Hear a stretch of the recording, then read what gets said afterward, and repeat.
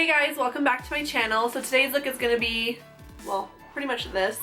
It's just a smoked out wing with a little bit of glitter in the crease, something super easy. Let me know what you think in the comments below. Don't forget to like and subscribe, and let's get into it. I'm going to be going in with two primers. First, I'm going to be using the Smashbox Radiance Primer to blur my skin and give me that glow. Then I'm going to be going in with the Optical Illusion Primer by Urban Decay to blur my T-zone. I do have larger pores in my T-zone, so I like to use this one because it is a bit thicker. I'm going to really buff this into my skin using my fingers to make sure that I can't feel any of the extra residue so it doesn't affect my makeup. Next, going in with my Vanish Stick Foundation by Hourglass. I realize I use this in every single video, but it literally is my ride or die. Promise next one I will use something different, but for that full coverage look, I really like using this one. And because it's a cream, it actually gives you a really nice natural look, even though I'm wearing a lot of it. It doesn't look like I'm wearing 1,200 pounds of makeup. I'm going to be buffing this into my skin. I actually just got this brush, so I really want to try it out with this foundation. It's the Pro Core Diffuser Angled Brush by Sephora, the number 95. It's almost like a dual brush that has a kabuki in the center and then a stipple brush on the outside, and it's actually quite good, so check her out. Going in next with concealer, I'm using the Tarte Rainforest of the Sea Aqua Concealer in the shade Fairlight, I believe I am at the moment. I'm going to be using it to conceal and highlight my under eyes as well as my forehead, chin, and around my nose where I usually get red. So for those of you in Canada who are looking for the Shape Tape, it is not sold in Canada unless you buy it straight from the Tarte website or go to the States to get it. But the Aqua Concealer is very similar, though a little bit more hydrating. Not as much coverage, but it still does the trick. So if you want something, then try that one out. Going in next with the Perfect Setting Powder by Cover FX, I'm going to be setting my eye area and around my T-zone. I switched recently to this one because the powder is a little bit more finely milled and not as white as the RCMA, and I've really been enjoying it. So I've actually just been setting my entire face with it. I find that especially around the eye area, it's not as drying as the Laura Mercier, so keep that in mind because this one's actually really great too.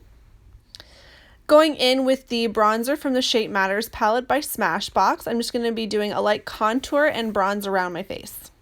So while I'm bronzing my skin, I figured I'd do a little bit of real talk right now and was wondering if you guys would like to see a video on or how I've been planning my wedding and what I've planned so far. So if there's anybody that's getting married or just wants to know, let me know in the comments below and I can make a video regarding all of that.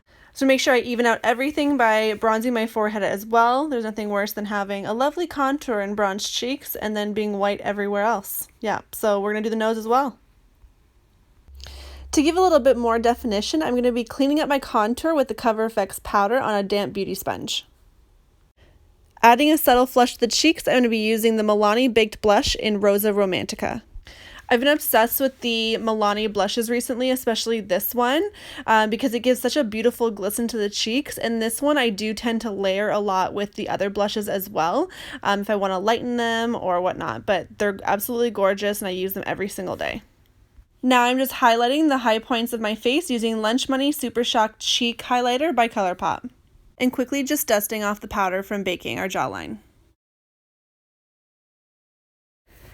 Now for the eyes, I'm going in with the Kat Von D Shade and Light Eye Palette using this peachy shade here as our transition shade. Now we're just going to blend it back and forth using a fluffy brush and diffuse that shade. And we're trying to keep the shade right above the crease. This is the only shade that we're going to be using on the eyes other than the black that we're going to be using for our liners. So just really take your time with it and make sure it's all blended out.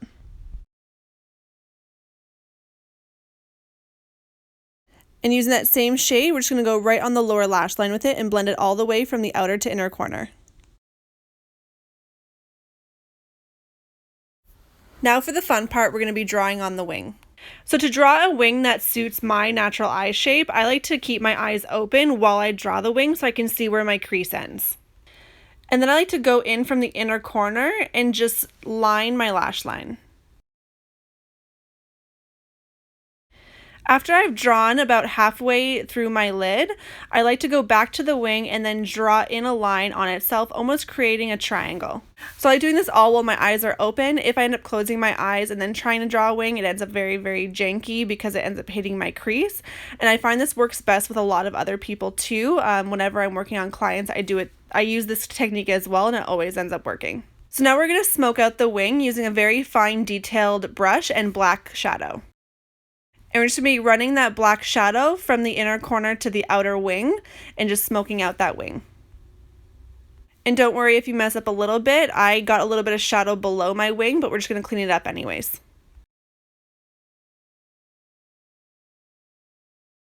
Now we're just going to take a little bit of concealer on a detail brush and clean up the bottom of the wing.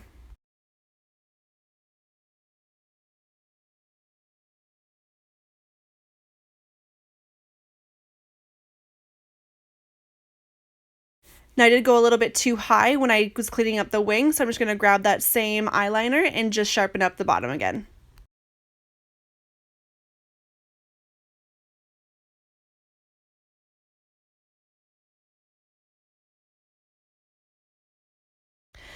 I just wanted to add a little bit more to the lower lash line, so I'm grabbing that same peachy tone that we used first and just buffing it along the lower lash line, and then I'm going to grab a little bit of the black eyeshadow to define it even more.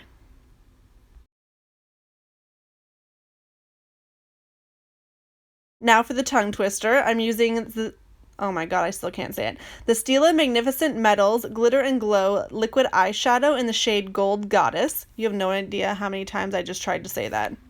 I'm just taking a little bit on the back of my hand and then on a very fine brush and applying it to my crease. And I found looking down for this really helps because you can find the natural contours of your eye. And I'm just continuously dipping my brush back into the glitter to get the most color payoff. I really wanted this crease to be nice and glitzy and only kind of be able to see it once you close your eyes as like this little tiny pop, like a secret pop. And just adding a little bit of glitter to the inner portion of my lower lash line. Using the Makeup Forever Starlit Powders, I'm going to be highlighting my inner corner and my brow bone.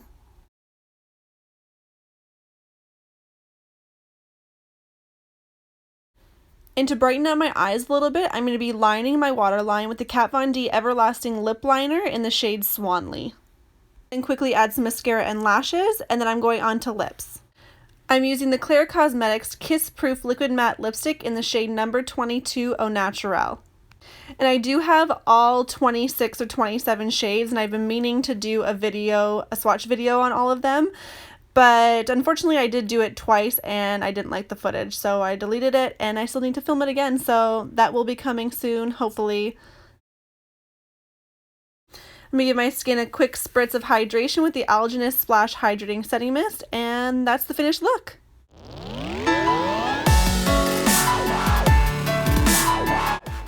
So this is the final look. I hope you guys enjoyed the tutorial. Let me know what you think in the comments below, and I will see you in my next video.